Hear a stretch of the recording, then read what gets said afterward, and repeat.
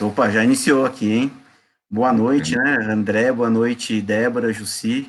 Hoje nossa live inicia com Temple Way, né? Nossos amigos que fizeram uma espécie de viagem ao mundo ao modo deles, de uma forma econômica, audaciosa e muitas vezes corajosa. Então, a gente vai utilizar 1h30 para fazer essa live hoje, né?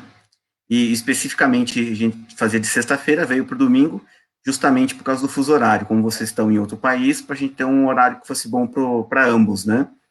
Então, Uhum. essas são minhas boas-vindas, né, em nome dos mil trilheiros de plantão. O André está aí, parceiro de samba aí. E agora o tempo é todo de vocês, né? Fiquem à vontade para se apresentarem, contarem um pouquinho da história de vocês, como surgiu essa ideia que para muitos é uma loucura, né? Depois as pessoas também entendem que conseguem só ver a parte boa, né? E os perrengues que a gente tem também, às vezes, muitas vezes ninguém valoriza, né? Agora, Bom, obrigado, Ronaldo, pela recepção, nada, André, pela recepção. Boa noite a todos. Na verdade, boa tarde. A Bacana. gente agradecer ao Ronaldo e ao André pelo convite, de compartilhar um pouco mais das histórias do Temple Away, que é sempre uma delícia poder relembrar. Mas antes de a gente contar um pouquinho sobre o planejamento da viagem, vamos contar como que a gente conheceu o Ronaldo e a Karina, que afinal de contas eles fizeram a nossa história do Temple Away. Foi em fevereiro de 2019, no Chile, no Parque Nacional Torres del Paine. Eu e o José, a gente estava fazendo um circuito W e eles estavam fazendo o circuito O, que é um pouquinho mais difícil. E aí, em determinado momento, a gente se encontrou e a gente começou a fazer uma parte do percurso juntos. E aí a gente começou a trocar experiência, o Ronaldo começou a dar várias dicas para a gente de alguns aplicativos, acho que de um relógio Também, também, também. que o Jussi Uhum. queria comprar, que marcava trilha, marcava tempo e tal. Enfim, a gente seguiu boa parte do percurso juntos, mas depois a gente se separou. E aí o nosso percurso durou 4 dias. E nesse tempo choveu bastante na região, tanto que quando a gente voltou, terminou o nosso percurso, a gente não conseguiu sair do parque, porque o parque estava alagado. Pela segunda vez na história do parque, desde que abriu em 1959, o parque tinha ficado alagado. E aí, a gente tinha entrado com o carro dentro. Daqui a pouco a gente já conta a história do carro. E a gente não conseguia sair, porque tinha uma ponte para passar, o rio subiu e não tinha como a gente sair. Então a gente ficou ilhado, exausto, porque a gente tinha feito 99 quilômetros nesses 4 dias e sem comida, porque dentro do nosso carro tinha uma geladeira, mas a nossa bateria só aguentava 2 dias. Então a gente resolveu consumir tudo que estava na geladeira antes de fazer as trilhas. E aí, quando a gente voltou, a gente teve que ir para o centro de. Acho que tinha um centro de visitantes, e uhum. a gente acabou ficando lá até alguns tempos, né, até a chuva passar. E daí, nesse dia, a gente encontrou o Ronaldo e a Karina de novo, que eles estavam finalizando o percurso deles, e eles conseguiram sair do parque, porque dava para sair de barco. E depois a gente encontrou eles novamente na Argentina. A gente foi fazer uma trilha no Fitzroy. E eles, na verdade, viram o nosso carro estacionado num restaurante que a gente tinha entrado para tomar banho. Aí eles viram o nosso carro, entraram, a gente se encontrou, a gente acabou jantando juntos naquele dia. E aí, no outro dia, se não me engano, era o último dia de vocês, a gente se encontrou novamente, a gente foi tomar um café Sim, com suco, uma empanada. A gente até foi expulso do restaurante, não sei se vocês lembram. lembro sim. O restaurante estava vazio e a gente acabou sendo expulso. A conversa estava muito boa e acabou terminando no hotel. Porque E ele estava usando o Wi-Fi deles, né? é, e de lá a gente saiu com uma bela amizade e o Jussi com essa camisa aqui, ó. Acho que vocês Presentão, conseguem ó. ver, ó. É a Presente. do Mil Trilhas que rodou o mundo junto conosco. A gente agradece muito porque vocês acabaram levando o nome da família Mil Trilhas ao redor de muitos lugares que vocês passaram. E sente muito honrado com isso também. E bom, e a gente tem certeza que quando voltar para o Brasil a gente vai poder se encontrar e conhecer o André e fazer umas trilhas juntos. Sim. Bom, então vamos lá falar um pouquinho sobre a viagem, né? Sobre o planejamento da viagem. Uhum. Como que, às vezes as pessoas perguntam, como que surgiu essa ideia de viajar? Na verdade, eu sempre tive o desejo de viajar. Eu não sei quando que começou e quando que essa vontade surgiu. Eu sei que no meu coração eu sempre tive a vontade, eu não sabia quando que ia acontecer, mas eu tinha certeza que em algum momento da minha vida eu ia ter essa oportunidade. E aí Deus foi tão bom comigo que me deu um parceiro que topou a ideia e me deu além, porque o José teve a ideia de viajar de carro pela América do Sul, que até então na cabeça era, vamos colocar uma mochila nas costas e partiu. E o Jussi, não, por que a gente não viaja de carro? E aí a gente começou a pensar, é uma boa ideia. Mas até então a gente não tinha data, a gente não tinha nada, a gente não sentou assim, vamos planejar uma volta ao mundo. A gente sempre conversou que em algum momento poderia acontecer, talvez quando a gente fosse mais velho, depois de criar nossos filhos, mas a situação no Jussi, no trabalho não estava muito favorável. Ele já estava 10 anos na empresa, todo ano a empresa reduzia custos, e a gente sabia que o Jussi corria riscos. Então, a gente tomou uma decisão. A gente falou assim, bom, se o Jussi sair da empresa, por que não fazer a viagem agora? Pegar um ano sabático e aí a gente começou. Planilha. Primeiro a gente fez uma planilha macro, com pelo menos os nomes dos países que a gente queria visitar. Depois a gente começou a ver a questão de vacina, legislação, visto, lugares que a gente queria passear. E eu comecei a planilhar. E aconteceu que, na verdade, a gente, no final de... Foi em novembro, né? Começo de novembro, o Jussi acabou saindo da empresa e logo em seguida eu saí também. E daí nós tínhamos pouco tempo para tirar do papel, que já estava, né, com planilhas e ideias. A gente teve menos de 3 meses para realizar esse projeto. Por que menos de 3 meses? Porque todos os países que quando a gente pensou em viajar, a gente pensou assim, vamos fazer algo seguindo o sol. Para pegar o verão na maioria dos países, porque é um clima mais agradável, o dia é mais longa e a gente ia ter mais oportunidades, né, de aproveitar. Então, quando aconteceu a gente sair da empresa em novembro, a gente tomou a decisão que tinha que ser em janeiro. E aí, o que acontece? No dia seguinte que eu saí da empresa, eu vim para o Vancouver, tanto para visitar minha irmã, quanto para fazer compras. Porque daí a gente fez uma lista de compras. Eu vim para comprar saco de dormir, alguns equipamentos do carro, vim para comprar roupa de frio, caso a gente precisasse. Comprei computador, comprei um celular, a gente comprou um drone. Então, enquanto eu fazia as compras, aí o Jussi ficou no Brasil planejando a montagem do carro.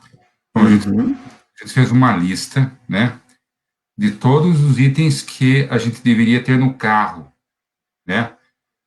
Qual que era o objetivo? A gente sabia que a gente ia pegar situações extremas, nós sabíamos que nós não íamos ter mecânico no caminho, não ia ter borracheiro, nós sabíamos que nós teríamos o risco de estar pegando temperatura negativa, e a gente fez um cálculo que seria muito mais rentável do que comprar no Paraguai ou comprar no Brasil. A Débora vir para o Canadá e para os Estados Unidos Black Friday para fazer essas compras. Então, vários itens ela comprou aqui no Canadá e nos Estados Unidos, e alguns itens eu comprei mesmo no Brasil. Ok? Perfeitíssimo. Se você puder voltar um pouquinho, Ronaldo. Sim. Okay. Vamos primeiro falar... primeiro só dar uma introdução da nossa viagem. Então, a gente decidiu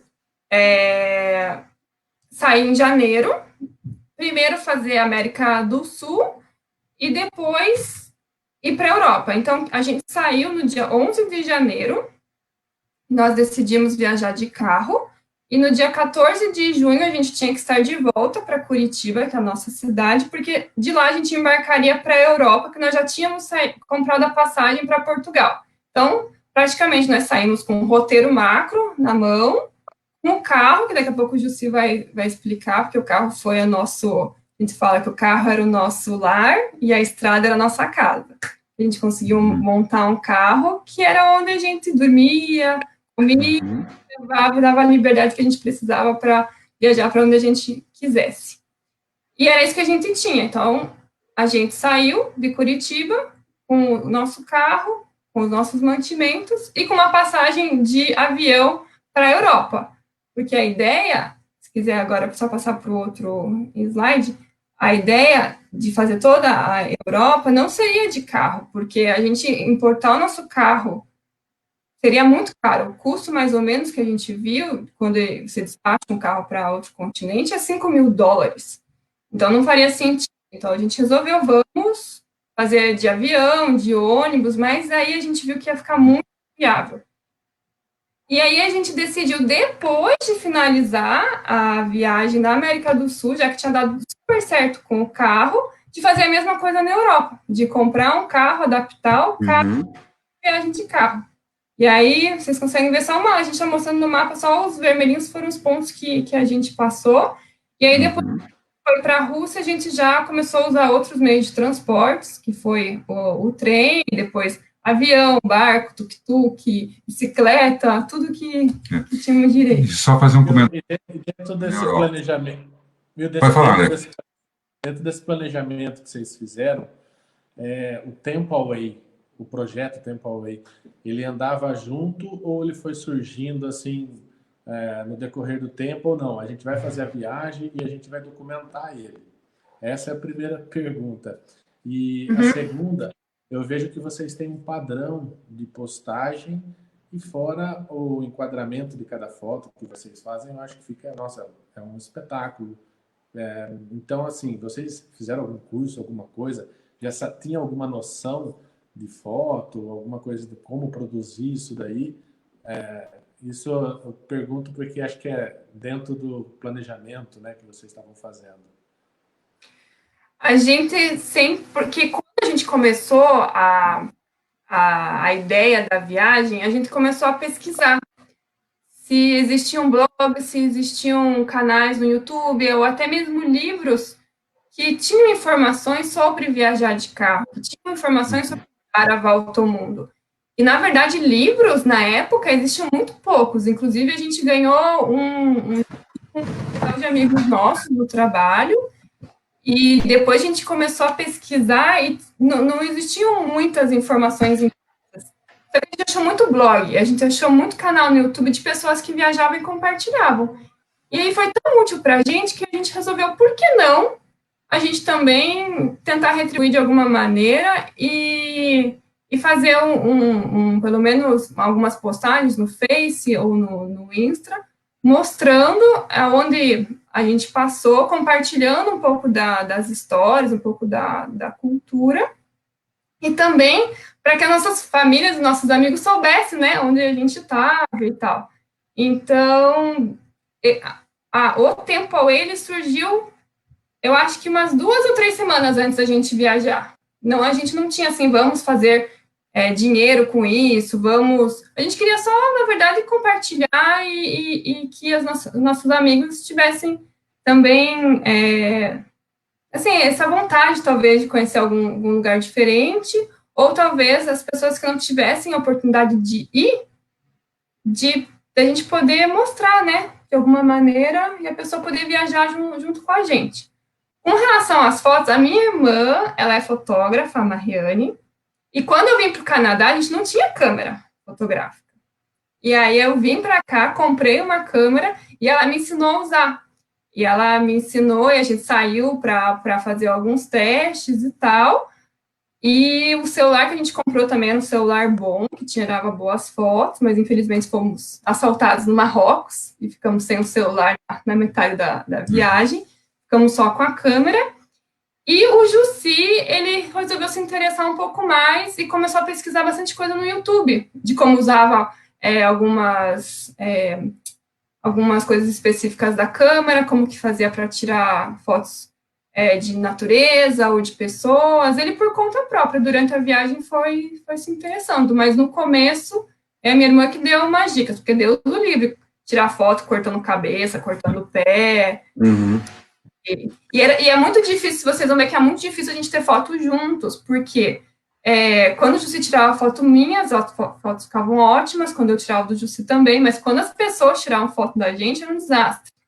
Então, a gente não tem. Bom, mas para chegar nesse nível, eu levei muito puxão de orelha no começo, viu? Eu levei bastante puxão de orelha, bom, né?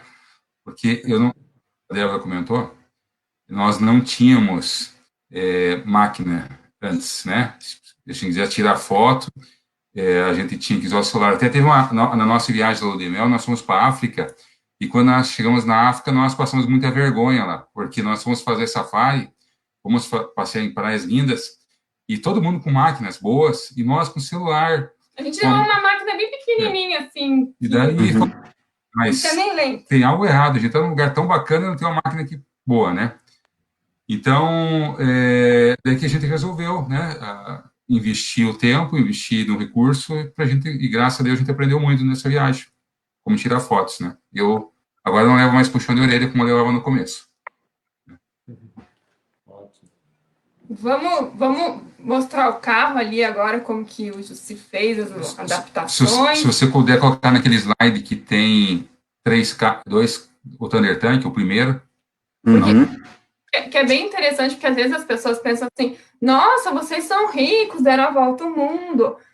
Assim, eu acho que existem maneiras de se viajar, gastando menos ou gastando mais. Nós optamos por uma forma mais econômica. Claro que a gente deixou de ter muitas mordomias, afinal de contas, a gente dormia dentro de um carro, mas o carro nos dava certa liberdade. Então, a nossa forma foi uma forma econômica de viajar, mas também a gente precisava de ter um pouco de conforto, né? Não era só jogar um colchão no carro e viajar. E aí o Jussi vai explicar um pouquinho do projeto do carro. Então, eu só queria fazer um comentário, assim, a Débora tinha o sonho da volta ao mundo e eu tinha o sonho de ir para o Chile de carro. Eu já tinha trabalhado numa empresa que eu tinha ido 3 vezes para o Chile e virou meu sonho ir para o Chile de carro. Então, quando apareceu essa oportunidade, daí a gente conversou com a Débora, vamos de carro. E daí a gente fez os cálculos, a gente viu que não ia sair caro a gente viajar de carro, ao contrário, isso ia mais barato. Por quê? Nós preparando nosso alimento no carro, nós dormindo no carro e reduzimos muito nossos custos. Né? Tanto que eu somarei a planilha. Depois, se alguém precisar, eu tenho planilha de tudo. Tanto do antes da viagem como da viagem. Então, assim, se alguém me perguntar quanto que você pagava de gasolina no Chile, eu vou saber falar. Quantos % você gastou com alimentação, com gasolina, com pedágio? Temos tudo, porque eu acho que a base também de qualquer coisa bem feita na vida é um planejamento, né? Então, a gente já tinha se planejado e a gente viu que realmente a gente conseguiria economizar se fosse dessa maneira a viagem. E aí, se a gente olhar nossas planilhas, o maior gasto que a gente teve nesse período da América do Sul foi com gasolina, que representou acho que 40% do nosso orçamento. Caramba! Então, o que acontece? A gente fez cálculos e cálculos, tipo, a gente usou toda a experiência profissional das diversas áreas que a gente trabalhou para fazer esse projeto, né? Então, no começo nós pensamos, vamos no mochilão. Daí a gente viu, não, puxa, não vai dar muito certo, a gente vai gastar mais, a gente não vai poder visitar todos os lugares que a gente quer e vai perder muito tempo de deslocamento, né? Daí pintou a ideia, por que não pegamos o Sandero, né? Era o nosso carro, né? Era o nosso carro que a gente tinha, esse carro do meio preto aí. Daí a gente viu, até nós deitamos no banco do carro para ver se a gente conseguia dormir deitado, se dava para fazer alguma estrutura, mas não dá. A gente tem que ser um carro mais robusto, um carro com mais espaço interno, né? E aí, o que acontece? Nós trabalhávamos na Renault antes, então, é lógico, nosso coração estava com a Renault. Vamos comprar um Duster, então, um Duster é maior. E daí a gente começou a fazer os cálculos, eu queria pegar um modelo que não fosse muito antigo, né? Eu queria pegar um modelo um pouco mais novo, mas o valor estava muito alto, assim. E daí, um dia, eu cheguei numa loja, eu olhei do lado de uma Duster que eu estava vendo, eu vi uma Toyota, sinceramente, eu nunca tinha visto esse carro. Eu olhei esse carro, eu fiquei apaixonado. E o carro estava inteiro, estava novo o carro. Estava com 64 mil quilômetros na época. E daí eu falei para Débora, eu fiquei apaixonado pelo carro, você tem que dar uma olhada. Eu levei a Débora ficou apaixonada. Principalmente, a gente deitou os bancos, dava espaço tranquilo, e o carro, como ele estava inteiro, estava impecável, a gente começou a negociar, né? Só lembrando, assim, quando nós compramos esse carro, nós compramos ele em setembro, e nós tínhamos a meta, naquele momento, de usar esse carro no futuro, para fazer como essa, mas a gente não estava pensando em fazer em toda a América do Sul naquele momento, quando a gente comprou o carro. E daí, quando eu saí em novembro, não, é fato, vamos usar o carro para a nossa viagem, ele está preparado para isso, ele vai aguentar o tranco, né? E daí, com isso, eu já trabalhei com projetos mecânicos antes, né? Então, eu já fiz vários projetos. Em cima disso, eu peguei o AutoCAD, fazia muito tempo que eu não usava, e comecei a fuçar, e eu lembrei, opa, não esqueci como é que funciona. Daí eu comecei a fazer desenho dos móveis do carro, eu e a Débora começamos a pesquisar na internet, a gente viu que na Europa é muito comum o pessoal fazer móveis focados no carro. Nós vimos um casal de Minas Gerais, eu não me recordo o nome deles agora, eles tinham uma Mahindra, eles fizeram todo o carro, dá para achar no YouTube, um trabalho muito bem feito que eles fizeram, nós espelhamos muito no que eles fizeram também, mas nós temos que fazer a adaptação, porque o Mahindra é um tipo de carro, o Toyota RAV é um outro tipo de carro. E daí, com isso, nós fomos fazendo um projeto. A Débora foi para o Canadá fazer as compras e nós conversamos, falava, Débora, estou fazendo isso, mostrava o desenho para a Débora. Daí a Débora ia dando sugestões, eu ia catando algumas sugestões, ia melhorando algumas outras. No fim, fizemos o projeto no AutoCAD, mandamos para uma marcenaria para cortar o MDF. Eu nunca tinha trabalhado com móveis, mas a gente vai pegando informações no YouTube também que nos ensina muita coisa, e eu também fui nessa marcenaria, e ela também me deu várias dicas do que eu não fazer e o que eu deveria fazer, né, para ter uma estrutura robusta no carro. Daí fizemos, ficou muito bom, né? Até a gente comenta que o nosso colchão do carro foi melhor de muitos Airbnb, hotéis de dormir. Tem vários, muito bom. Era muito confortável. Algumas vezes a gente pensava, só que realmente o que acontecia quando a gente ficava em grandes cidades, o melhor era a gente dormir no hotel que era mais seguro, né? Ou num Airbnb. Então a gente optava por isso. Mas quando era grande cidade, sempre dormíamos dentro do carro. É porque é muito fácil na América do Sul você viajar de carro. Tem estrutura para tomar banho nos postos de gasolina, tem estrutura para você parar o carro em campos selvagens. A gente tinha um aplicativo que a gente usava, que era o iOverlander, que era um aplicativo onde as pessoas elas postavam lugares que dava para dormir. Por exemplo, próximo de riachos, e davam um nome, né, para aquela localização, ou posto de gasolina, quanto que pagavam, ou até casa de pessoas. Existiam casas de pessoas que as pessoas elas abriam um quintal e você podia estacionar o carro lá. E aí eles deixavam o banheiro aberto para você usar. Muitas vezes você pagava só uma taxa simbólica, outras vezes nem precisava pagar. Então era bem fácil de viajar de carro na América do Sul. E as estradas, a maioria são estradas muito boas. As rodovias são perfeitas. A gente não viu praticamente nenhum acidente. Assim, nós só vimos um acidente em Santiago, nesse período que nós ficamos fora, e depois que nós estamos no Brasil, que nós vimos outro acidente. A gente ficou 4 meses viajando na América do Sul. Então, as rodovias super seguras, né? Praticamente, o que a gente gastou de pedágio caro foi em Santiago. Fora isso, tinha um pedágio ou outro. No Uruguai também foi caro o pedágio, porque o Uruguai é muito caro o custo para viajar, né? Então, daí, pegando o carro, e agora, vamos dar um apelido para o carro? Ah, que tal o Thunder Tank? Daí um amigo nosso, Daniel, não, coloca Thunder Tank. Até reforçou que Porque geralmente quem viaja dá nome para o carro, porque afinal de contas o carro vai ser uma extensão da sua vida, né? Então precisa ser tratado de forma carinhosa. Aí que ele ficou chamado de Thunder Tank, né? Mas vamos mostrar o carro para o pessoal que ainda não conhece. Se puder pular, isso. Então, aqui tem uma foto de toda a estrutura. essa estrutura, ela era amarrada dentro da estrutura do carro, essa estrutura de MDF. Por quê? Caso desse um acidente, né, toda essa estrutura podia voar para nossa cabeça e podia morrer na hora. Então, a gente colocou fitas super reforçadas, que quando nós viajávamos, deixava toda a estrutura presa na estrutura do carro. E fora isso, que não fazia nenhuma vibração, não batia nada. Nós isolamos todas as aberturas, todas as portas com espumas, né? E nós podíamos passar por buracos que não faziam nenhum barulho. Era tudo bem fixo, tudo bem suportado, né? Então, aí a gente tem uma visão do carro na estrutura fechada, estrutura compacta. Se puder pular para a próxima foto. Aqui nós temos uma visão aqui da estrutura aberta. Se você ver do lado esquerdo, nós temos ali um fogão. A minha cozinha. A cozinha. Tem vários condimentos na frente, que a Débora deu a ideia de pegar tubos de ensaio. Nós fomos tudo de ensaio com a cara. E, gente, toda a fronteira que a gente parava, lógico que a gente tinha que abrir o carro, né? Para eles verem se a gente não estava levando alguma coisa ilegal.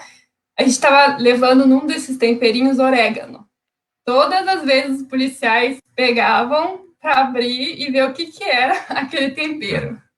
Principalmente na fronteira do Chile. O que acontece? Durante toda a nossa viagem no sul da América, nós ficávamos cruzando a Argentina para o Chile, porque a maioria dos parques estão localizados na fronteira do Chile com a Argentina, os parques mais bonitos, né? Então, toda vez que entrava no Chile, tinha que parar, tinha inspeção, eles faziam inspeção em todo o carro, né? E aqui você vê, tem fogão, nós tínhamos uma pia, uma cuba, nós tínhamos água para lavar a louça, nós tínhamos uma mangueira elétrica, que usava uma bateria estacionária que nós tínhamos no carro, então a gente tinha água, tinha como lavar a louça, tínhamos uma tábua até para cortar carne se precisasse, né? E se você olhar ali do lado direito, tem duas gavetas, vamos dizer. Uma delas, a gente tinha o reservatório de comida e no último tinha a divisão de roupas da Débora e minha. Claro que o reservatório da Débora é muito maior que o meu, né? As mulheres sempre né? E fora isso, a gente fez um projeto que, abaixo dessa estrutura, nós tínhamos o nosso cofre, vamos dizer. O que acontece? Muitas vezes a gente precisava parar o carro para fazer uma trilha, alguma coisa, a gente fez uma estrutura que ninguém conseguia descobrir. Que a gente colocava nossas câmeras, nós levamos drone, todas as coisas de valor, até dinheiro, nós colocávamos embaixo dessa estrutura. Algum dinheiro a gente carregava, outra parte não carregava, porque era seguro, ninguém ia conseguir abrir isso. E estava com 2 cadeados. Então, não havia risco nenhum de alguém descobrir, e se descobrisse, não teria 2 cadeados para a pessoa romper, né? E abaixo dessa estrutura nós tínhamos 2 reservatórios de água, cada reservatório desse de água tinha 20 litros, e nos dava uma garantia de 40 litros de água potável para tomar, caso a gente precisasse, até para lavar a louça, né? E na parte superior do carro, aí não aparece, nós tínhamos também um maleiro, e nesse maleiro a gente carregava um banheiro químico, uma amiga nossa, a Daisy, nos emprestou, foi muito bem-vindo, apesar que a gente evitou não usar. A gente nunca usou, na verdade, como banheiro. A gente usou como banco, como porta-coisas.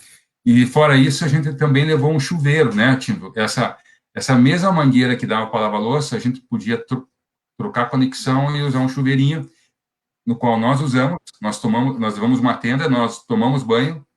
Nós tomamos banho 3 vezes. 3 vezes. 3 vezes. Nós levamos um rabo de galo, e esse rabo de galo nós ligávamos na bateria, colocávamos na água e esquentávamos a água também para tomar água quente. Só detalhe, a gente tomou 3 vezes banho com o chuveiro.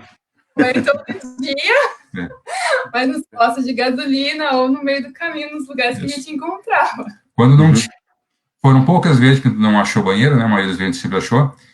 E a gente usou, porque tem um parque no Ushuaia, é um parque lindo lá, mas não tem lugar para tomar banho. Tem área para você pode dormir, você pode acampar, tem banheiro para as necessidades básicas, mas não tem para tomar banho. Então a gente usou, semana que a gente passou nesse parque, a gente usou a água de rio, esquentava essa água e tomava banho, né? Então, pode passar para o próximo, por favor?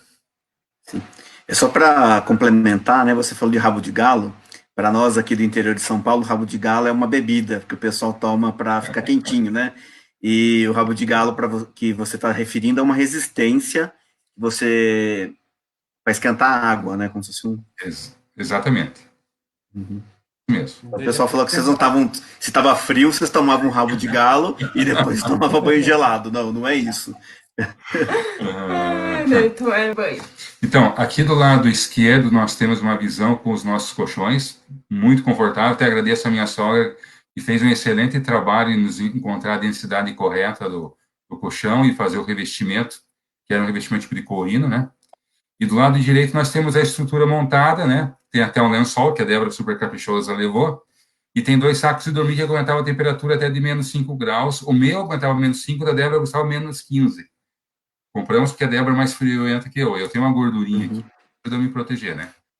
E muito útil em Torres del Paine, porque teve dias lá que nós achávamos que ia morrer, porque a ventania era tão forte, tão forte, o carro virava para um lado para o outro, o carro parado. A gente pegou, acho que, vento de mais de 100 km por hora. Eu lembro que até, ou foi o Ronaldo que comentou, ou um outro casal que a gente encontrou, que eles andavam agachados, porque se ficassem em pé, tinham medo de ser levados pelo vento.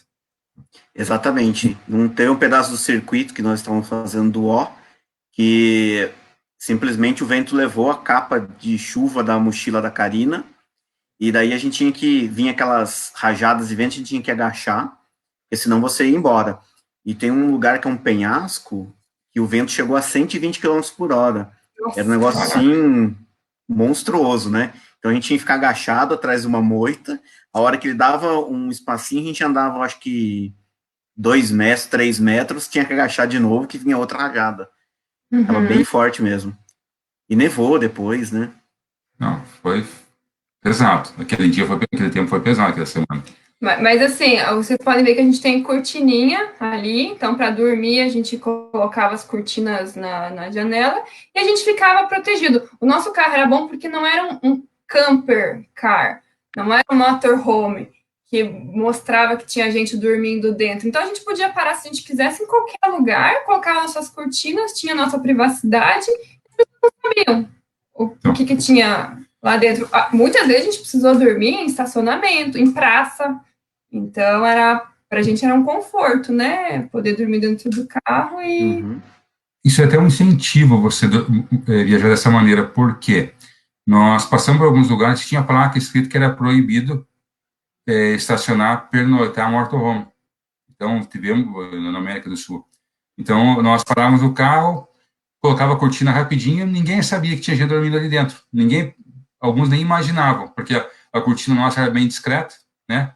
A gente ficava quietinho ali, ficava assistindo Netflix algumas vezes à noite, ou lendo algum livro, né? Tinha toda a estrutura necessária dentro do carro. Pode pular para o próximo, por favor?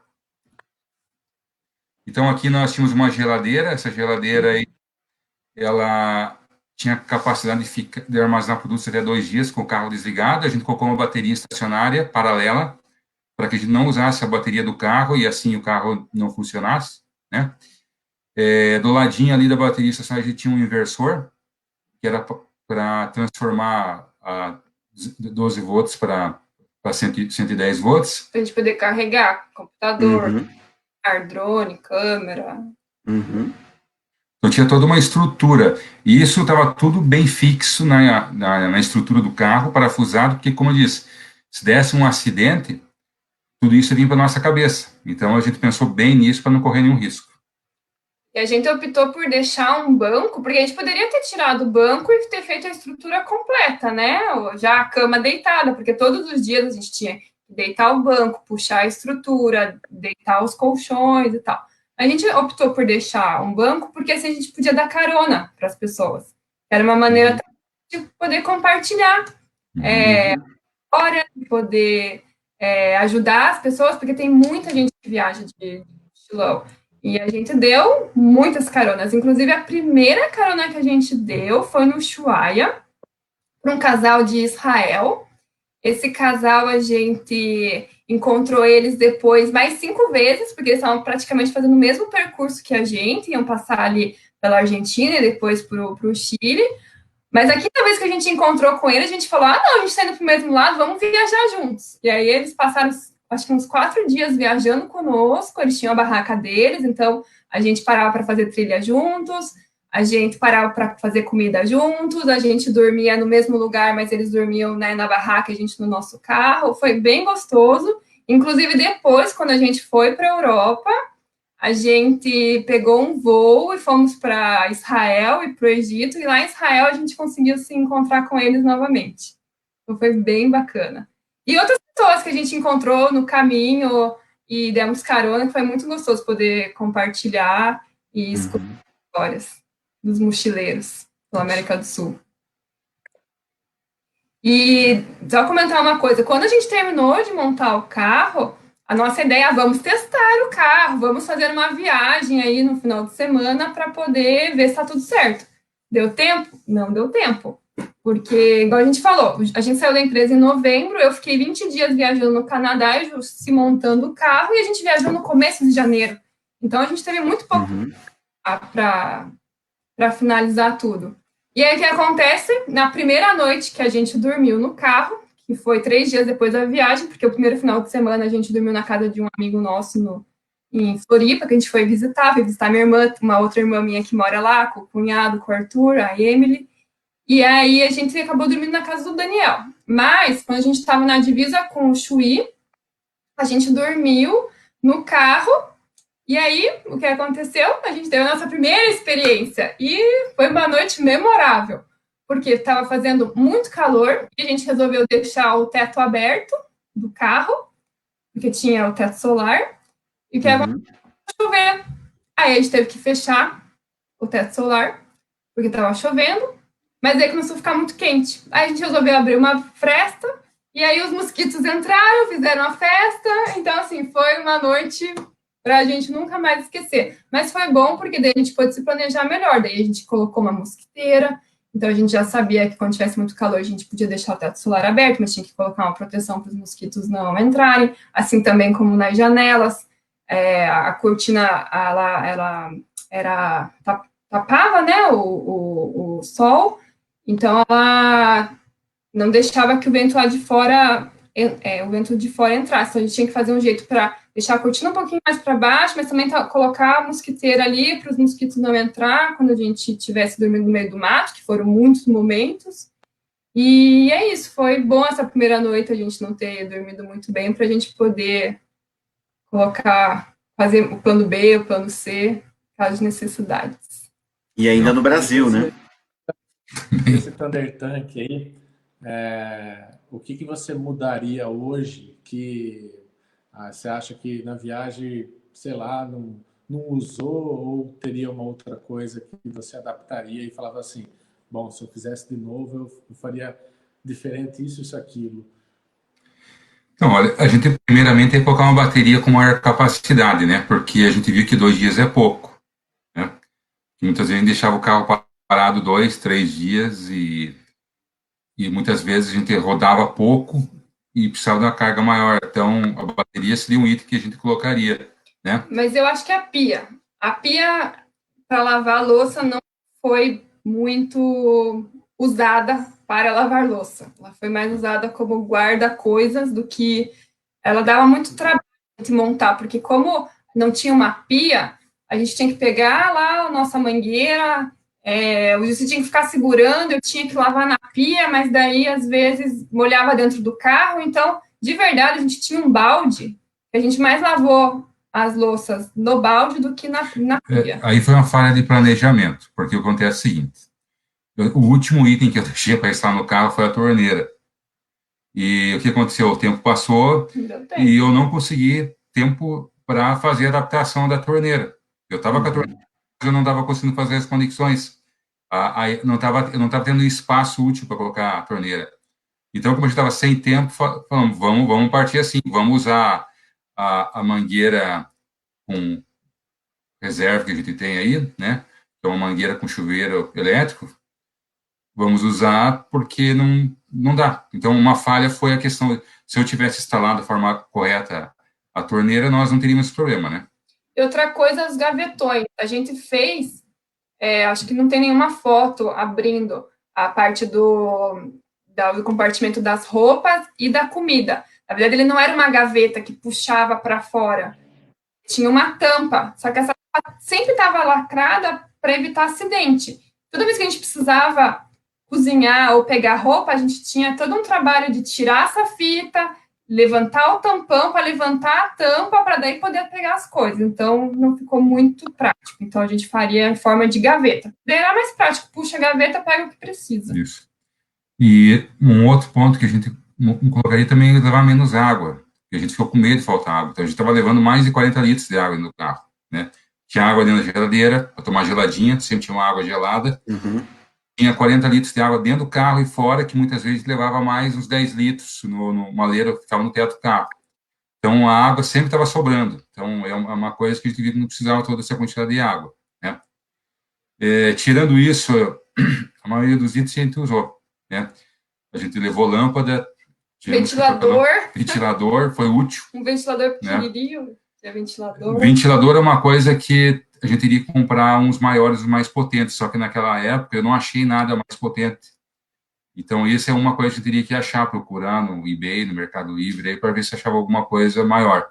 Eu acho que o ventilador é uma coisa que tem que melhorar, porque a gente passou calor no carro, sabe? Por mais que foram poucos dias, mas a gente passou.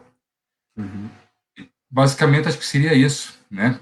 E daí um erro que eu cometi, eu diria, foi a questão da geometria do carro, né? Eu devia ter feito a geometria do carro depois que o carro estava todo com a estrutura pronta.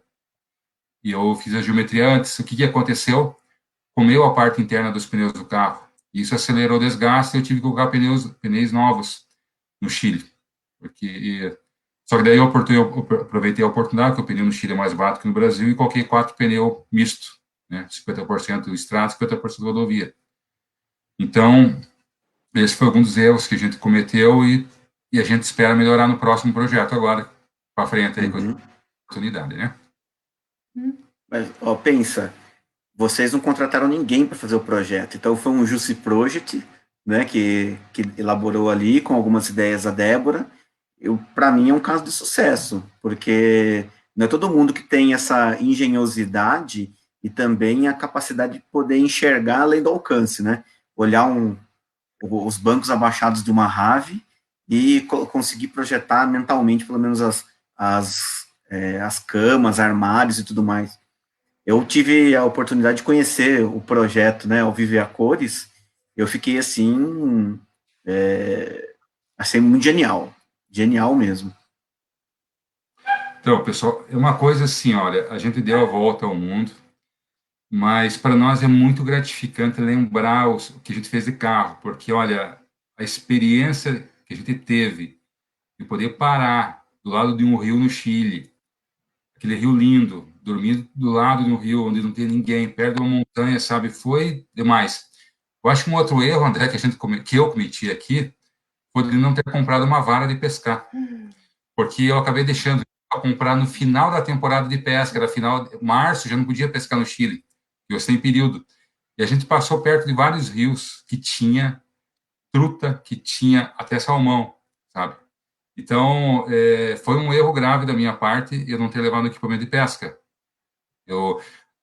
A gente ali em El Chatén, se não me engano, nós fomos até o final da estrada, e lá nós vimos muito peixe. A água era muito limpa e tinha muito peixe, sabe?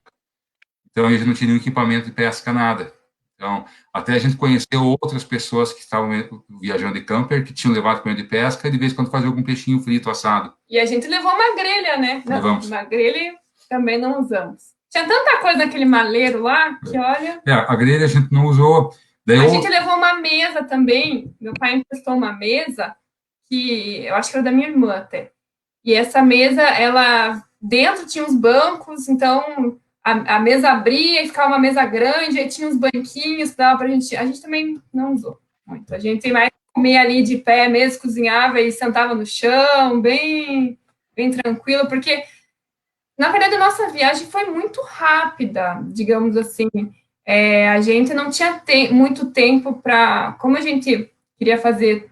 Tinha tempo para poder voltar para Curitiba para embarcar para a Europa... A gente queria tentar visitar o máximo de lugares possíveis, a gente cozinhava e a gente não...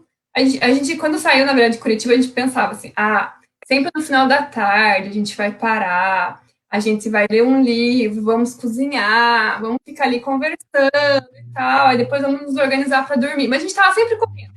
A gente queria aproveitar ao máximo, então a gente aproveitava o dia inteiro, por exemplo, subindo uma montanha, mas aí à noite a gente já andava alguns quilômetros, para daí já dormir próximo do próximo ponto que a gente queria visitar, e aí já comia um macarrão ali com sardinha, e já ia dormir para no outro dia acordar cedo.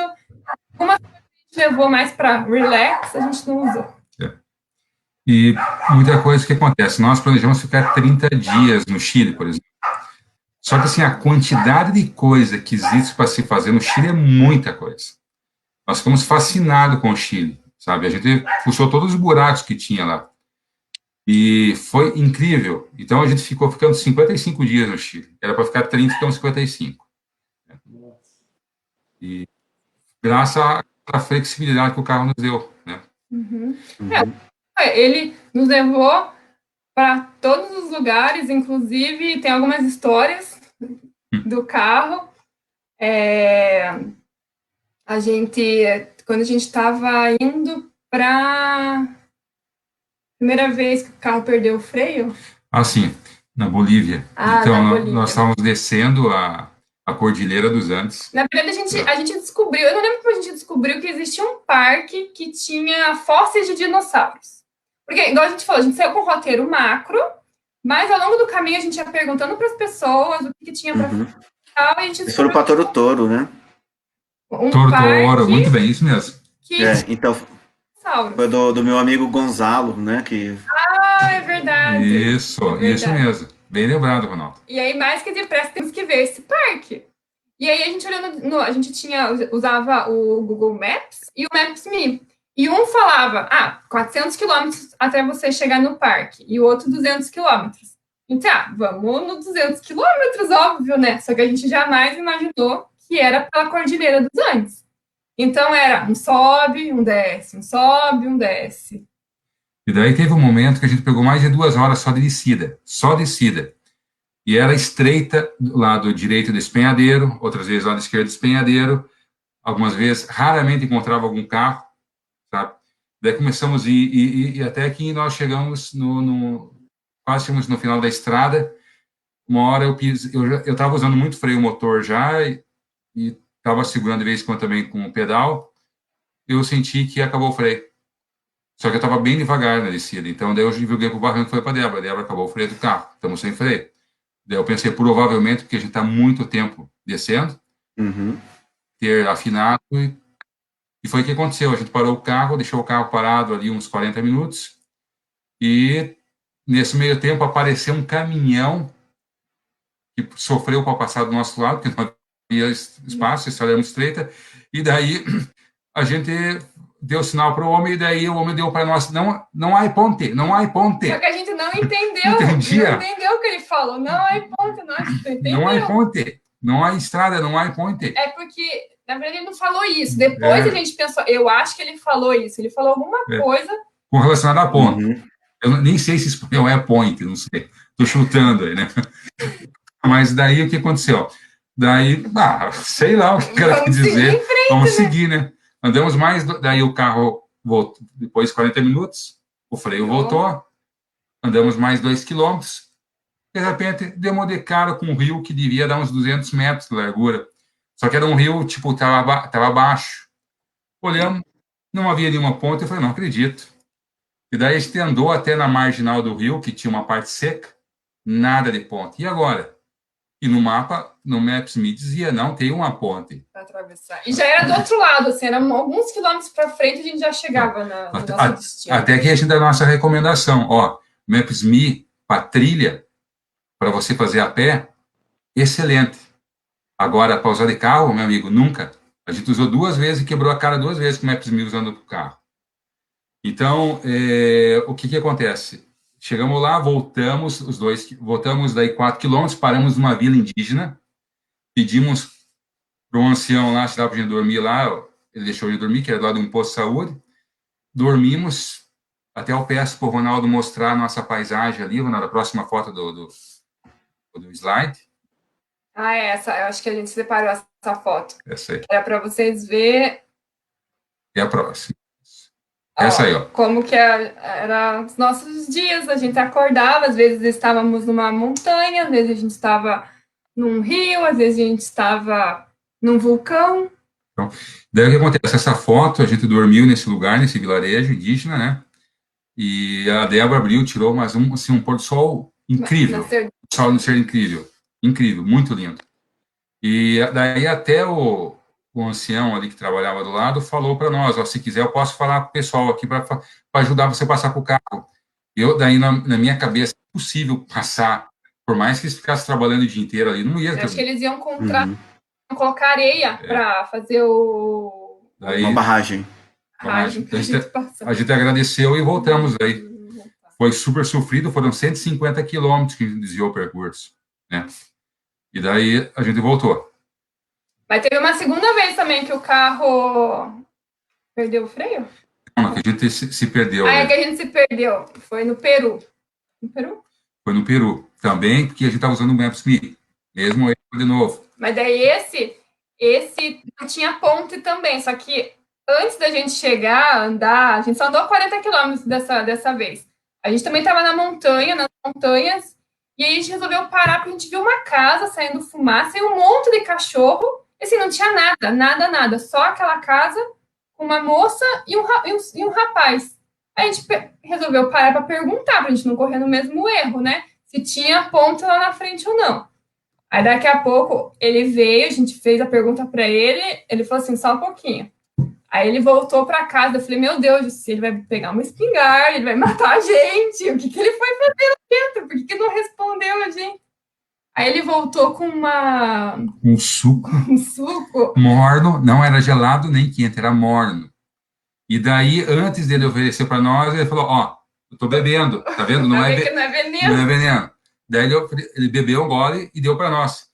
Coisa mais esquisita do mundo. Eu bebi um golinho, bebi por educação, porque o cara estava querendo ser gentil com a gente, né? Uhum. E eu falei para ele, não, né? Se for para cair, deixa eu cair, você não cai. Eu só fingi que eu bebi, pois o negócio era muito... Era muito ruim, era amargo, era uma raiz, eu não sei o que era. Daí a gente devolveu o copo quase cheio pro cara, porque não tinha condição de tomar. Eu tomei um gole ali, uns 2 goles, e dei para ele, agradeci, ele queria conversar, mas daí ele falou também que ali não havia ponte, que não havia como passar o rio. Falei, não, vamos acreditar nesse cara, agora vamos voltar. Daí a gente fez a volta e voltamos. Né? E daí, falando a questão do freio, a Débora até falou do freio. A gente teve uma situação de freio também, quando a gente estava voltando para o Brasil, do Peru para o Brasil. A Débora, lá, era umas 7 horas, era umas 6 da tarde, a Débora falou, se quando for, tipo, umas 7h30, 8 horas, a gente para, né, para a gente achar um lugar para dormir, né? Concordo? Daí a Débora dormiu, ela estava super cansada, a gente tinha feito já a última trilha do Arco-Íris, né? Montanha Colorida. E daí eu comecei a subir de novo a Cordilheira dos Andes. Subir. E daí eu vi que a Débora estava dormindo, disse, quer saber de uma coisa? Eu vou continuar a viagem. Daí quando a Débora acordou, já era as 9 da noite já. E daí eu falei, e a Débora, e agora? Nós temos que parar. E daí, só que nesse meu tempo, eu estava só subindo, assim, do nada. A gente sai de uma temperatura na casa aí de 18 graus, 19 graus, a gente chegou no topo, era a cordilheira também, estava marcando no painel 2 graus. E daí a gente falou, Débora, agora nós temos que achar um lugar, então vamos. Só que daí eu falei para a Débora, dormir aqui não dá. Se agora, 9 e pouco da noite, está 2 graus, a mais a noite vai ficar mais frio. O nosso saco pode não aguentar, então vamos continuar. Daí fui e descemos. Daí começamos a descer. A gente tinha subido, né? Agora a gente começou a descer. Daí começamos a descer, umas 3 horas descendo. Era 1h da manhã ou 1h30 da manhã, e nenhum lugar para buscar o carro. De um lado era a montanha e do outro lado era precipício. Não tinha lugar para Não tinha nenhum lugar para estacionar o carro, nenhum. Daí tinha um lugarzinho ali, um lugar feio pra caramba, e a Débora aqui no banheiro, daí eu paramos o carro, a Débora correu no banheiro ali da casa, vamos dormir por aqui, falando, não dá, era um lugar muito feio. Eu tenho um trauma de assalto, minha cabeça é muito traumatizada, muito medo eu tenho, né? Eu falei para a Débora, não, aqui não vamos dormir, vamos continuar, vamos mais para frente. Daí fomos, o carro 3 horas também, só descida, de novo afinou, e eu senti que não estava segurando. Eu falei, vamos parar o carro. Aí paramos o carro, tinha que esperar mais uns 40 minutos, continuamos a viagem. Tipo, eu tinha trocado, antes da nossa viagem, eu tinha trocado o fluido de freio, sabe? Eu tinha colocado um fluido de freio bom, uma marca boa. Não deveria ter problema, né? E daí continuamos a viagem, deixamos um lugar e somos obrigados a dormir do lado, no acostamento da rodovia, porque não tinha dormir. E a gente não aguentava mais, estava muito cansado. Aí daí os caminhões passavam assim, e aí de noite era difícil de dormir. Não era novidade que era difícil de dormir, porque, olha, a gente ficou 20 dias no Peru e foram raras as vezes que a gente teve boa noite de sono. Porque, assim, às vezes a gente pagava para dormir em posto de gasolina, mas era 5 horas da manhã, vinha o policial lá e falava, é a hora de dormir, o posto vai abrir, expulsava a gente.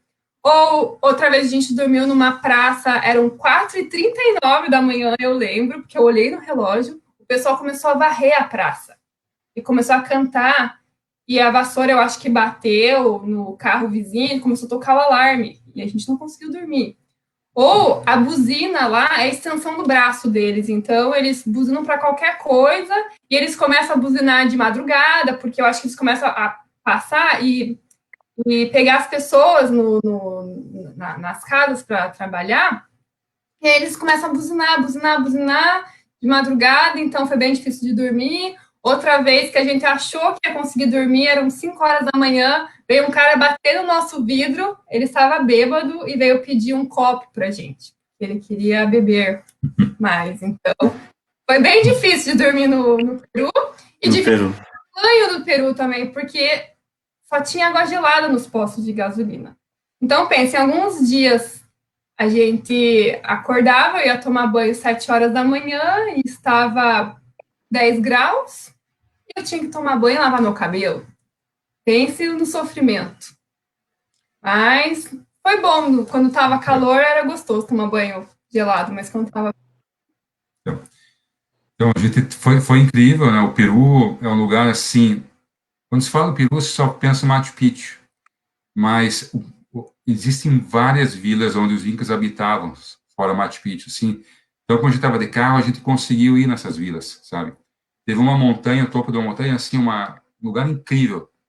A Débora, nesse dia, ela estava doente, ela estava com gripe, né? E daí ela falou, se eu não vou porque eu estou fraca, sobe você. Beleza, subi, quase uma hora de subida, e no topo só estava eu e aquela vila, no topo da montanha, assim, um lugar incrível. As ruínas, né?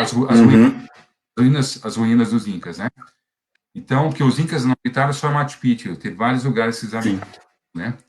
E eu não me recordo o nome desse lugar, mas foi incrível, sabe? Foi incrível a experiência que eu tive, sabe? Eles estavam num lugar, no topo de uma montanha, que dava para avistar tudo que vinha ao redor. E era um lugar seguro para eles, né? E a gente, em Peru também, a gente foi no Vale dos Condors, né? Aquelas aves gigantes, imensas, foi que a gente teve. Uma outra coisa que eu nunca tinha ouvido falar foi do Paracas. Paracas é uma tribo indígena que a gente também visitou. A gente conheceu um museu. Assim, coisas de 1.500 anos, assim, vamos colocar de 1.500 anos atrás, se não me engano, que eles já faziam cirurgias. Assim, trepanação, que era se a pessoa tinha alguma tumor na cabeça, eles abriam a cabeça, né, para operar. Então, eles tiravam a parte do crânio da pessoa para mexer internamente. Isso há 1.500 anos atrás, e no museu a gente conseguiu ver restos de crânios, o material que eles usavam para fazer as cirurgias. Então, é muito bom, porque quando a gente sai a gente estava muito aberto para as experiências que a viagem nos proporcionaria. E a gente tentou não perder nenhuma oportunidade. Sempre quando a gente descobria que tinha alguma coisa diferente, já que a gente estava com o nosso carro, a gente ia. Tanto que a nossa ideia original era fazer o Uruguai, a Argentina, o Chile, a Bolívia, o Peru, entrar no Brasil, subir até Manaus, de Manaus pegar o barco até Santarém e fazer todo o litoral brasileiro, até chegar em Curitiba. Isso a gente ia fazer em 5 meses. Só que o que aconteceu? A gente acabou ficando mais tempo do que o previsto na Argentina, quase 2 meses no Chile, e aí a gente teve que encurtar a nossa viagem e não conseguimos fazer o Brasil.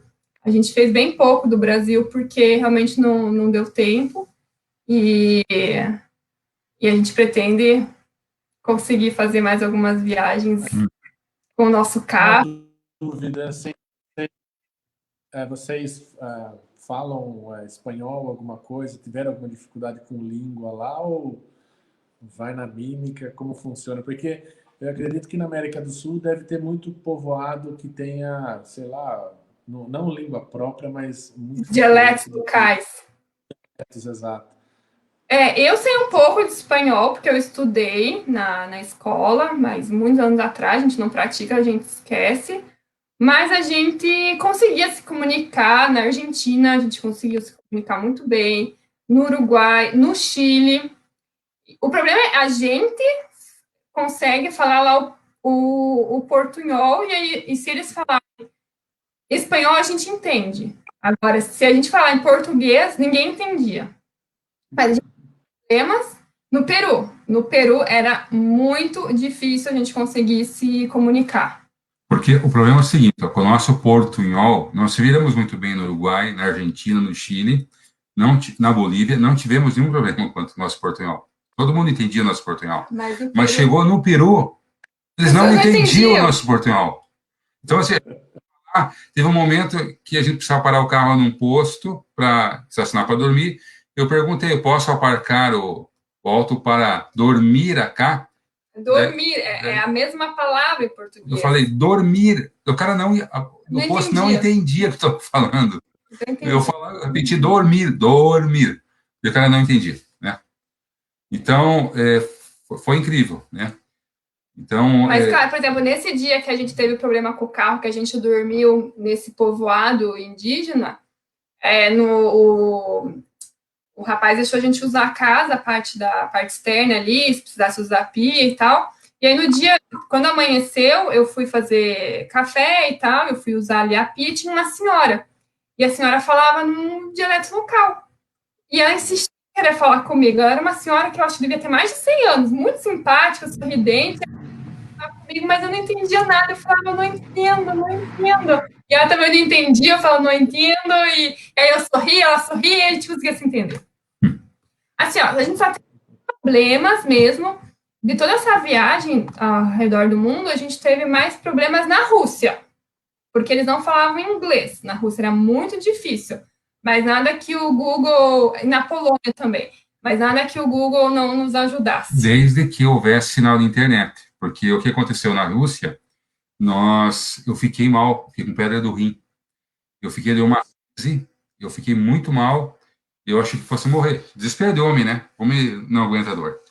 Daí a Débora pegou, falou com a dona do hostel que a gente estava, ela já chamou, tipo, um táxi, me levou no hospital, chegamos no hospital, nós não tínhamos sinal de celular aí, os médicos não falavam, não tinha como falar inglês, e eu não aguentava mais de dor, e foi muito difícil falar com eles. Daí, até que um médico começou a ter que ligar para uma pessoa de fora que falava inglês, ele falava em russo com essa pessoa, e essa pessoa no celular falava inglês muito mal comigo, e eu tentando explicar o que tinha.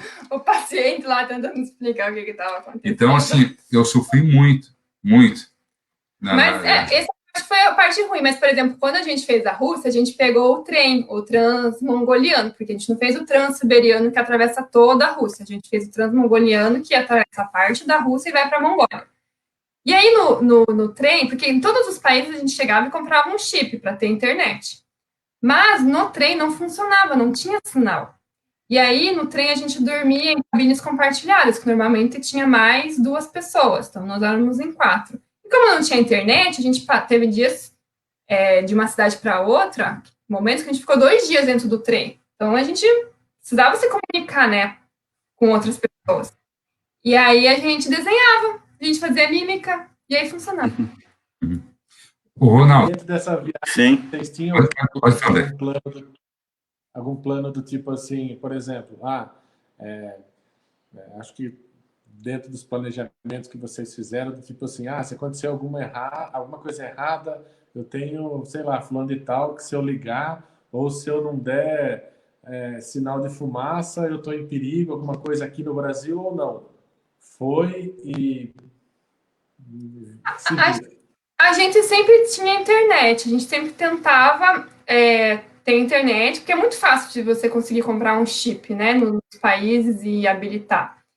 E aí, quando a gente ia fazer alguma coisa que levaria mais tempo, que a gente sabia que podia não funcionar o celular, a gente avisava a família. Então, a gente avisava meus pais e a gente falava, olha, a gente vai fazer uma trilha de 2, 3 dias, se a gente não voltar, a gente deve estar em perigo. Então, não sei o que vocês podem fazer, mas tentem nos resgatar. Mas normalmente a gente avisava a minha irmã, que morava aqui no Canadá, porque a gente achava que não poderiam ficar muito preocupados. Tanto que as coisas ruins que aconteceram, porque eu fui parar no hospital 7 vezes e o Jussi 2 vezes. A gente contou depois dos acontecimentos. Por exemplo, a primeira vez que eu fui parar no hospital, a gente foi subir um vulcão. Olha que legal. Lá na Argentina. Foi no Chile. No Chile. Só deixa eu fazer uma introdução desse vulcão. Esse vulcão, em 2004, ele soltou fumaças tão alto que chegaram na Europa e pararam os aeroportos na Europa. Esse vulcão, ele entrou em erupção de uma hora para outra. Na cidade, ninguém sabia. As pessoas estavam dormindo, era de uma, 2 da manhã. Esse vulcão entrou em erupção. Esse vulcão ficava a 2 quilômetros da cidade. Cobriu as casas todas de cinza, as pessoas tiveram que evacuar saindo correndo. Correram e a cidade ela ficou abandonada durante 2 anos. As pessoas voltaram e até hoje somente 50% da cidade, as pessoas voltaram, os outros 50% não voltaram. Nunca mais então, voltaram. Se você ir lá hoje, você vê carros abandonados com cinza, você vê uma escola abandonada com cinza, casas abandonadas desse vulcão. As pessoas nunca voltaram. Foi uma experiência incrível subir esse vulcão. Também nós subimos e não encontramos ninguém. Desculpa, encontramos 2 pessoas no caminho, mas quando nós chegamos no topo não tinha ninguém. E foi incrível, porque nós nunca tínhamos visto um vulcão e nós não tínhamos na nossa cabeça como seria um vulcão. E a gente, da montanha saindo fumaça do meio da montanha. Estava ativo ainda. Antes de a gente sair, a gente fazia todo um planejamento em planilha, Excel. A gente tinha a nossa lista de coisas que a gente queria fazer na viagem. Que se tivesse a oportunidade, a gente com certeza faria. E uma delas era ver um vulcão. A gente nem se contentou só, né? Ao longo da viagem, a gente acabou vendo 4. E aí, nesse primeiro vulcão, a gente subiu e foi uma experiência maravilhosa, foi bem legal. Eu até fiz umas filmagens lá em cima, porque a gente pensou assim, depois vamos fazer uns vídeos e tal. Então, tem umas filmagens bem legais lá. E aí, quando eu tava descendo, o que acontece? Eu não estava com o sapato apropriado. Por quê? Porque no dia anterior, a gente tinha tentado fazer uma trilha e a gente precisou entrar dentro de um rio, porque a gente teve uns probleminhas a polícia, porque a gente não sabia que não podia fazer a trilha, e a gente acabou entrando, e a polícia falou, vocês não podem estar aqui, o parque está fechado, porque tinha acontecido umas avalanches no passado, e estava correndo algum risco, né, o parque. E aí eles pediram nossos passaportes, a gente ficou com medo que eles fossem confiscar, e a gente falou, não, tá no carro. Primeira oportunidade, a gente saiu correndo. Não, a gente saiu correndo. A polícia falou, então voltem, a gente já tem o número da placa de vocês, né? A gente pode abrir uma ocorrência através do número da placa de vocês. Mas a gente não sabia, a gente foi pelo aplicativo, tinha uma trilha lá. Então, daí o que acontece? Daí a gente voltou, e daí a polícia não falou para a gente ficar esperando eles, nem falaram para a gente ir. Vamos ficar aqui, né? Só que tinha um rio para atravessar. Quando a gente atravessou na ida, eu tirei minha bota e tal, atravessei descalço, mas na volta, vai de bota e tudo. E aí a minha bota estava molhada, porque não tinha secado, né? Então eu tenho uma bota específica para trilha. E daí no dia seguinte, que era o dia que a gente subiu o vulcão, eu não usei essa bota. E aí eu usei meu tênis de corrida.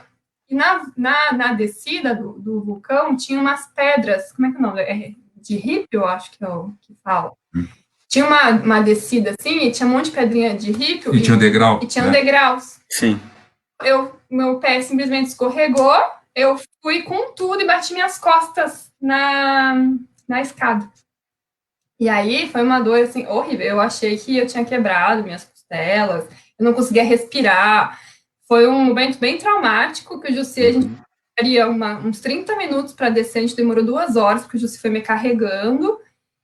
E aí a gente chegou no carro, e aí ligamos para o nosso seguro de saúde, e o hospital mais próximo ficava a 2 dias. Em Porto. E aí, com dor, eu não conseguia fazer esse movimento de girar. Então, eu achei que eu tinha quebrado alguma costela e tal. E aí, para piorar toda a situação, nesses 2 dias, o pneu do carro furou 4 vezes.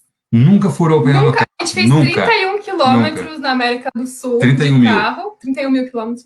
E foi esses 2 dias que furaram 4 dias o pneu do carro. Daí, a nossa sorte é que a gente tinha um kit, né, de remendo porque eu usei o step, não tinha mais step, tinha o remendo. Eu fiz o remendo, eu mesmo remendei 2 vezes, tive que remendar o pneu, porque até consegui achar uma borracharia para consertar o carro, né? E aconteceu isso, daí que a gente teve que pegar daquela cidade, a gente teve que pegar uma balsa, e essa balsa, era 5 horas de viagem. Para a gente chegar na cidade, e daí nessa cidade a gente achar o hospital para levar ela, daí. E no final, assim, não quebrei nada, foi só a dor mesmo. Mas a gente não contou para os nossos pais, porque a gente não sabia o que era, só contamos depois, quando já estava tudo bem. Tinha feito a consulta. Na segunda vez que eu fui para o hospital, eu consegui fechar o meu dedo na porta do carro. Eu fui descer, ele estava numa subida, o carro, e a porta fechou no meu dedo. Lá fomos nós para o hospital, achando que ia levar pontos, mas não tinha nem mais pele no meu dedo para poder costurar. Eles só colaram, mas daí a gente só mostrou a fotinho, né, para os pais, depois com o curativo. Depois, as outras 5 vezes que eu fui para o hospital foi porque o que acontece? Quando a gente estava na Ásia, a gente não tinha mais o nosso carro, né? Então, a gente viajava muito de ônibus, de meios de transportes mais baratos. E a gente saiu de Mianmar e a gente estava indo para Tailândia e a gente demorou 3 dias, 3 noites para chegar. E os ônibus que a gente dormia era o mais barato possível. E eu viajei num dos trechos de bermuda. E o que acontece? Eu peguei alguma micose, acho que eu peguei alguma pereba mesmo. E o meu corpo ficou todo empelotado, minhas pernas tudo empelotado e tal. Justamente quando a gente chegou na Tailândia, que era as praias que eu tanto queria visitar. Já que não podia curtir as praias, já que não tinha como tomar sol, a gente resolveu fazer o quê? Trilha. E aí, numa das trilhas, um macaquinho todo inofensivo resolveu me atacar. E aí eu acabei levando, né, uma escrachada aqui, uma arranhada do macaco. E aí eu tive que ir para o hospital para tomar a vacina antirrábica, né? Só que nesse primeiro dia eu tomei 7 vacinas. Eu não sei de tanta vacina, mas foram 7 lá, antitetânica, antirrábica. E daí, como ficou 3 marcas aqui nas minhas costas, em cada marca eles colocaram também uma injeção, sei lá. E depois, são 5 doses, eu tive que voltar uma semana, depois de 3 dias, uma semana, 15 dias e 30 dias. E o Jussi voltou, foi 2 vezes para o hospital. Por causa da pedra no rim. Foi por causa da pedra no rim. A primeira estava na Rússia, e eles queriam internar o Jussi, mas a gente já tinha passagem comprada para ir para a Mongólia. E aí o Jussi melhorou e a gente falou, bom, se ele piorar, vamos deixar para a Mongólia. Era 2 pontos, um era esse, e o outro é que eles falaram assim, você vai ter que ficar 1 semana aqui no hospital. Imagine, eu ficar 1 semana nos hospital por causa da pedra do rim. E daí eles falaram assim, daí talvez você tenha que fazer a cirurgia. Daí eu falei, tá bom, mas que cirurgia que é? Nós vamos ter que abrir você. Mas vocês não têm aquela... laser? Ele falou, não temos, tem que abrir. Eu falei, Débora, eu não vou ficar aqui nem a pau, Débora. Vamos sair daqui, vamos para a Mongólia. Daí chegou na Mongólia, de novo, já no primeiro dia a gente me deu crise de novo. Não foi no primeiro dia. O que acontece? Quando a gente chegou na Mongólia, a gente teve... Para a gente sair da Mongólia, a gente tinha comprado uma passagem de avião porque a nossa ideia era ir para Mianmar. Só que a gente resolveu ir para a China antes, porque as passagens foram mais baratas e a gente poderia ficar lá até 5 dias com visto de trânsito. O visto na China é muito caro. Mas, como nós somos brasileiros, a gente podia comprar, podia ficar até 5 dias numa determinada cidade que a gente escolhesse. Só que o nosso voo, o que acontece? Nosso voo saía da Mongólia, ia para Pequim, de Pequim ia para uma outra cidade, e a gente ia fazer um stopover de 1 hora, nem ia sair do aeroporto do avião, e de lá a gente ia para Mianmar. Só que o que acontece? Não pode fazer essa trajetória. Brasileiro com visto de trânsito sai da Mongólia, tem que ficar só em uma cidade na China, e dessa mesma cidade você tem que sair da China. No nosso vai para uma cidade, depois faz escala em outra cidade e sai do país. E aí acontece que a gente perdeu essa passagem. A gente foi embarcar. Quando a gente foi embarcar, simplesmente eles falaram, não, vocês não podem embarcar porque o voo de vocês para em outra cidade. E a gente não conseguiu sair. A gente falou, então precisamos ficar aqui mais tempo. E aí a gente acabou perdendo a passagem para Mianmar e acabou perdendo essa passagem. Na verdade, a gente conseguiu negociar lá para a gente pagar uma taxa de remarcação, que conseguimos marcar, acho que a gente achou um voo que ia para Pequim, saía de Pequim, só que daí já não ia para Mianmar, ia primeiro para Tailândia. Daí a gente falou, tá bom. Só que era o quê? 5 dias depois. Ok, vamos ficar aqui na Mongólia. A gente não tinha desbravado muito, né? Aí, nesse dia que a gente ia embarcar finalmente, a gente estava saindo, faltava 2 horas para o nosso voo, o Jussi teve pedra no rim de novo. E aí, em vez de irmos para o aeroporto, nós fomos para o hospital. E aí, perdemos pela segunda vez a nossa passagem da Mongólia. Deixa eu só interromper um pouquinho. Tem uma pessoa que está perguntando se é seguro, se vocês acham seguro viajar pela América Latina de uma forma geral, né? E depois tem uma outra aqui, que na realidade é o João, pai da Débora, que está pedindo para o Jussi para a gente mostrar algumas fotos que vocês separaram também. Ok. Bom, questão de segurança. Então, eu sou uma pessoa que, como eu já comentei antes, eu sou medroso, vamos colocar a palavra, né? Quando a gente parou, as primeiras vezes começou a dormir dentro do carro, eu nunca tinha dormido da forma que a gente dormiu, a Débora também não. Então, assim, a gente sempre procurava os lugares que a gente sentia que realmente era seguro, que tinha certeza que ia poder dormir. A gente não teve problema na América do Sul nenhum de roubo, nada de assalto, nenhuma ameaça, nada.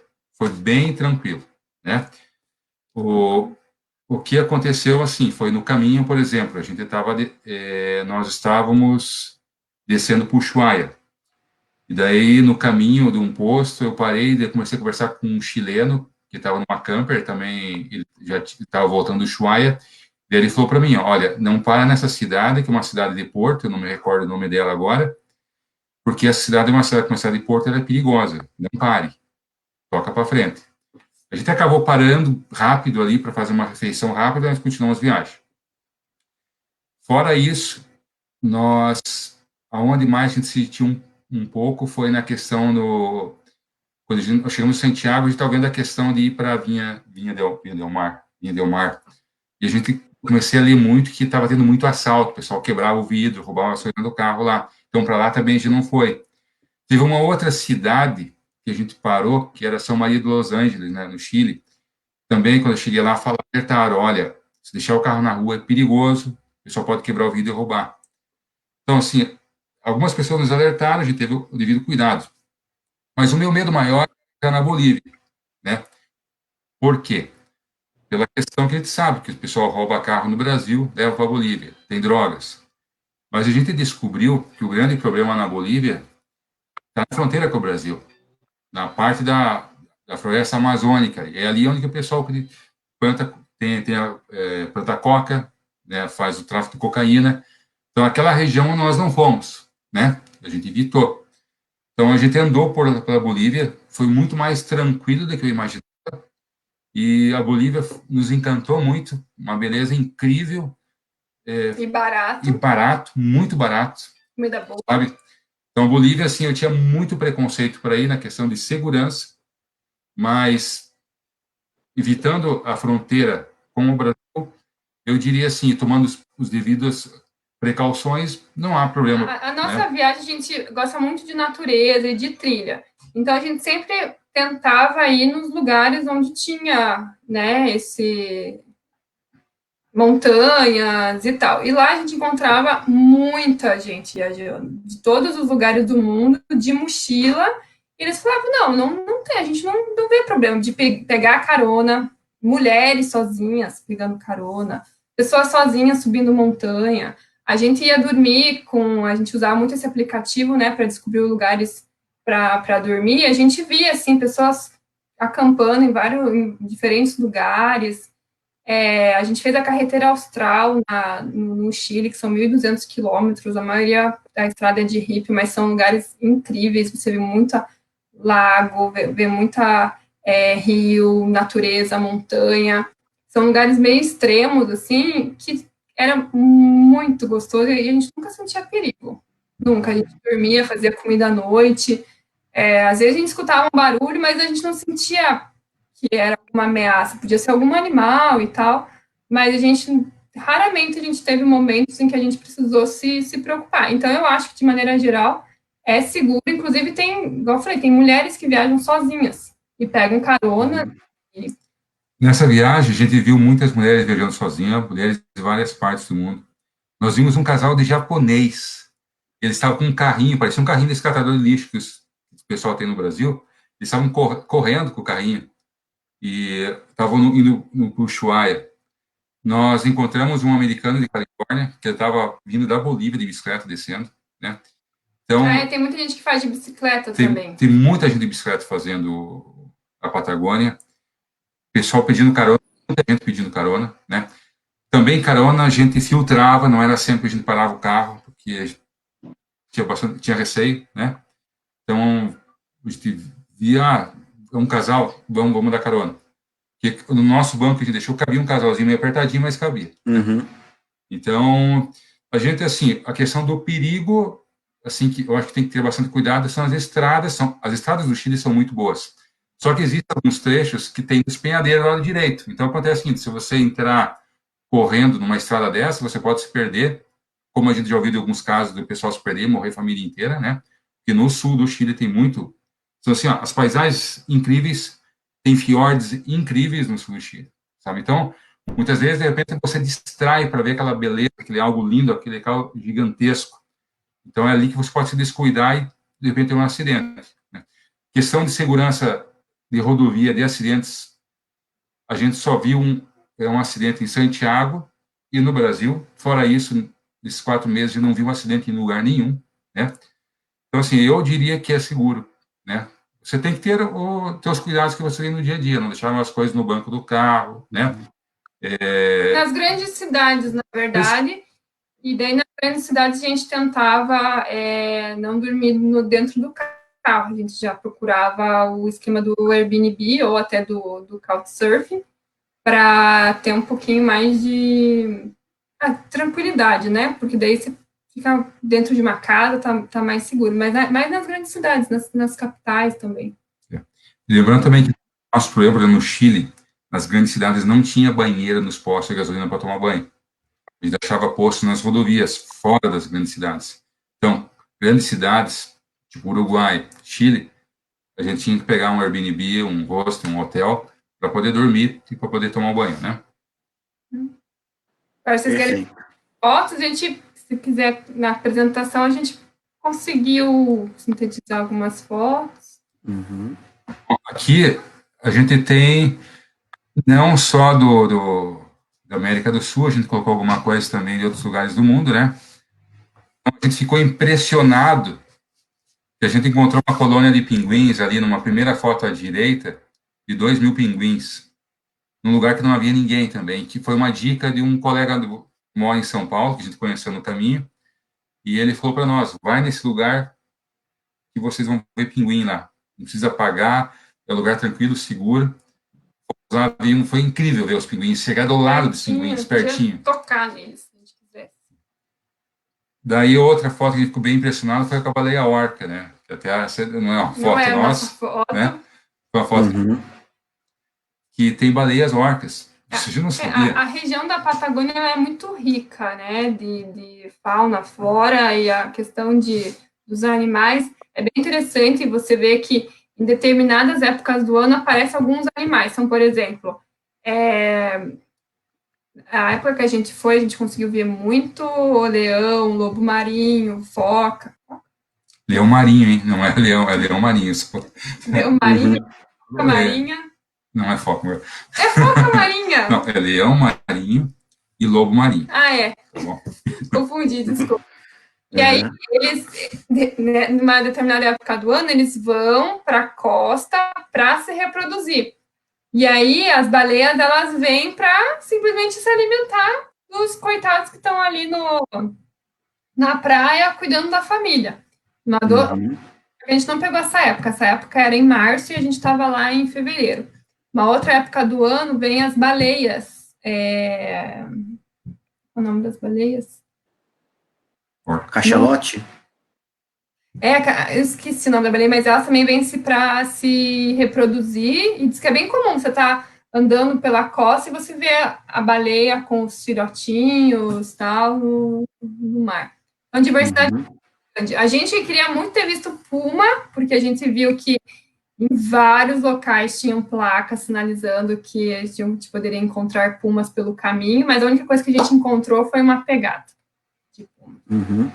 Conheceu pessoas que viram, inclusive nós conhecemos um guarda, um rapaz que trabalhava num parque, não era um guarda, um parque novo que existe na Patagônia, o Parque da Patagônia, se não me recordo o nome correto. E nós demos carona para ele era um chileno, e ele falou que ele estava de folga naquele dia e, de repente, uma puma passou na frente dele. Né? E ele ficou assustado com o celular tremendo de filmar. A puma estava olhando em direção a ele, só que não era exatamente para ele estava olhando com outro animal, né, para atacar outro animal. Mas o cara tremia. Ele até mostrou o vídeo para nós, tremendo. E também nós conhecemos um casal do Rio Grande do Sul, que eles viram um puma no Parque Torres del Paine. Eu também fui lá de um pessoal que tinha visto. A gente viu muitos animais nessa viagem. A gente fez na parte da Ásia, principalmente Filipinas, Indonésia, a gente fez muito snorkeling, aí a gente conseguiu ver muitos peixes, tartaruga, até tubarão, nadamos com os tubarões. Então foi bem legal essa parte de ver a diversidade pelo mundo. Essa águia foi na mão, eu peguei na mão, tinha os macaquinhos por tudo que é lugar. Esses macaquinhos estavam no alto de um vulcão, bem pertinho do vulcão que nós visitamos na Indonésia. Se quiser passar, acho que na próxima foto tem... Pode passar, essa que é a prova que a gente chegou no fim do mundo. Aí são os vulcões, não contente em visitar apenas um vulcão, a gente conseguiu ver 4 ao longo dessa viagem. 3 na América do Sul e um na Indonésia. E 3 deles estavam ativos. Então, 3 deles a gente conseguia ver as marolas saindo. Inclusive, o vulcão da foto do canto direito superior, ele, há um mês antes de chegar nesse vulcão, ele estava para entrar em erupção. Ele estava com categoria 3. É no Atacama? Não, esse daqui, ele fica a mais ou menos 200 quilômetros de Santiago, em direção ao sul. No Atacama, nós não vimos vulcões lá. Nós não procuramos. Vamos ver o que mais que a gente tem de foto. Então, aqui tem os fósseis. Aqui também, aqui foi incrível as experiências que a gente teve. Que foi a primeira foto lá do direito, que está eu e a Débora, tem uns rastros de dinossauros atrás. São as pegadas. As pegadas. Dos dinossauros. Nesse touro, onde a gente demorou para chegar. Esse parque ele é bem cuidado. Você só pode visitar esses lugares com um guia local. É proibido se você não tiver um guia local. Você não consegue entrar. É muito legal porque eles realmente cuidam. Do lado esquerdo foi um presente de Deus para nós. Nós encontramos ali uma área de fósseis, que era uma área de mais de 40 quilômetros. E era fósseis que você estava no chão e você via fósseis. Eu nunca via... Geralmente, você vai no museu, você não pode tocar no fóssil porque vai estragar, né? Aqui, você podia tocar. porque a quantidade de fósseis que tinha... E também nós tivemos muita sorte, porque no dia que nós encontramos esse lugar aqui, fica na Bahia Branca, se não me engano. Eu baixei a Bahia Branca, é litoral no Chile, no norte do Chile, e nós chegamos nesse lugar, tinha a responsável, estava sozinha, não tinha ninguém, e ela ficou Com a gente. 100% explicando sobre. Uhum. Foi incrível. Bacana. Daí abaixo foi no Atacama, ali foi um lugar que a Débora foi sozinha, eu acabei não indo. Foi uma pintura, pintura rupestre. Fotos. Aqui são geysers, né? A gente viu no Chile e na Bolívia. No Chile foi bem comercial, mas foi incrível. Só que no Chile você tem que chegar 6 horas da manhã. De madrugada. Você tem que chegar de madrugada, porque é o momento que os geysers estão fortes. Daí você consegue ver o show. Uhum. E outra foto à direita é um geyser na Bolívia. Ali não havia cuidado nenhum, não havia nenhum guarda, uma pessoa do governo do Chile cuidando da Bolívia. Totalmente cru.